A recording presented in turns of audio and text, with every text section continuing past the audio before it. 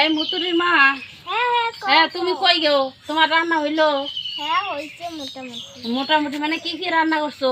কি রান্না করতে? বিরিয়ানি, চিকেন, হ্যাঁ, পোলাও, আচ্ছা। ভাত।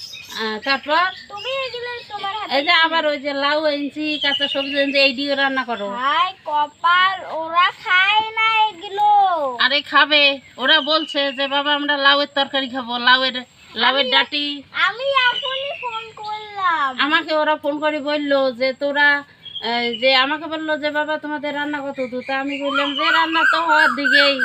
আমি দেখি আমি তো আর বাড়িতে নাই, আমি তো বাজারে আইছি, আমি বাড়িতে গিয়ে তোমরা ফোন করে জানাইয়ে দেইরো এইটি হয়ে আইলাম। আমার কিন্তু মুতুরি মা, তুমি ব্যাগ দিয়ে রান্না করো, আমার কিন্তু খুব পায়খানা চাপ দিছে, আমি কিন্তু এখনই পায়খানা করতে যাবো, ঠিক আছে। বুঝছো? আমি কিন্তু পায়খানা করে আইছি, আইসে চান টান করে আমি একটু রেস্টে করি, তুমি তাড়াতাড়ি